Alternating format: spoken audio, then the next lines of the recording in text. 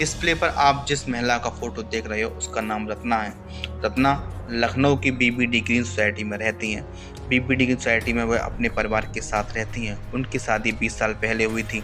शादी के बाद उनको 2 बेटियां हुई और 2 बेटियां होने के बाद सब कुछ सही चल रहा था, लेकिन शादी के 5-6 साल बाद रत्ना के पति को पीलिया की बीमारी हो गई और पीलिया की बीमारी होने के बाद रत्ना के पति एक्सपायर कर गए।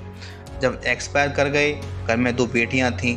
रत्ना ने खुद ही अपने बच्चियों का ख्याल रखने का जिम्मा उठाया और अपनी बेटियों का ख्याल रखा और अपनी बेटियों की जिम्मेदारी खुद ही उठाई। रत्ना की कुछ सेविंग थी पहले उनके पति की, उससे जीवन यापन ठीक से हो रहा था, चल रहा था। अब सब कुछ सही चलने के बाद ज़िंदगी में एंट्री होती है एक शख्स की, उसका नाम था सूर्य प्रताप सिंह। तो सूर्य प्रताप सिंह जो थे वो होम ट्यूशन करते थे, घर घर जाके बच्चों को पढ़ाया करते थे। रत्ना के बच्चे बड़े हो गए थे तो सूर्य प्रताप उनके बच्चों को पढ़ाने के लिए घर पे आया करते थे। रत्ना ने सूर्य प्रताप को होम ट्यूटर के लिए हायर कर लिया था। सब कुछ सही चल रहा था भैया, सब कुछ ठीक हो रहा था। लेकिन जब सूर्य प्रताप घर पे आने लगे, इधर रत्ना भी अकेली थी। सूर्य प्रताप और रत्ना दोनों में नज़दीकियाँ बढ़ गईं। दोनों में प्यार हो गया। प्यार होने के बाद दोनों का प्यार काफ़ी ज़्यादा पास हो गया। लेकिन रत्ना जो है वो सूर्य प्रताप से 16 ईयर ओल्ड बड़ी है, यानी कि सूर्य प्रताप 30 साल के हैं और रत्ना 40 साल की हैं। इस वजह से दोनों के परिवार, यानी कि दोनों के परिवार तो रत्ना का तो परिवार था ही नहीं, उनकी बेटियां थीं, लेकिन सूर्य प्रताप के जो गार्जियंस थे, माता पिता, वो बिल्कुल भी नहीं चाहते थे कि हमारा बेटा अपनी उम्र से 16 साल बड़ी किसी लेडीज़ के साथ में रहे। वो चाहते थे कि सूर्य प्रताप कहीं शादी कर ले और आराम से अपना परिवार सेट करके अपने परिवार के साथ रहे। लेकिन सूर्य प्रताप को ये सब मंजूर नहीं था, क्योंकि सूर्य प्रताप रत्ना से बहुत प्यार करता था। इसलिए दोनों ने फैसला लिया, दोनों लोग घर छोड़ के लखनऊ की बीबीडी ग्रीन सोसाइटी में अलग फ्लैट लेके दोनों लोग किराए पर रहने लगे और दोनों लोग लिव इन में रहने लगे, दोनों साथ रहने लगे। 2 साल से साथ रह रहे थे, सब कुछ ठीक चल रहा था।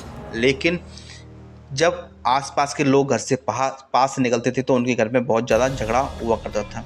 झगड़े की वजह से सब लोग बहुत डिस्टर्ब में थे, इधर रत्ना ही बहुत टेंशन में थी। लेकिन एक दिन क्या होता है कि रत्ना ने और रत्ना की बेटियों ने दोनों ने मिलकर सूर्य प्रताप को चाकुओं से गोद के जान से मार डाला। मारने के बाद उन्होंने बगल वाले कमरे में सूर्य प्रताप की बॉडी रख दी रत्ना ने, और सारी रात घर में बने रही। अब उन्हें कुछ व्यवस्था नहीं भी नहीं बॉडी को कहाँ ठिकाने लगाएं, तो उन्होंने सुबह जग के पुलिस को फ़ोन किया। पुलिस को फ़ोन करने के बाद जब पुलिस आई तो पुलिस ने देखा कि यहाँ तो बॉडी पड़ी हुई है। उन्होंने वहाँ के प्रधान को फ़ोन किया, प्रधान भी आया, गांव के लोग भी आए। सब लोगों ने आके देखा कि सूर्य प्रताप की बॉडी पड़ी हुई है। बॉडी को ले जाके पोस्टमार्टम कराया।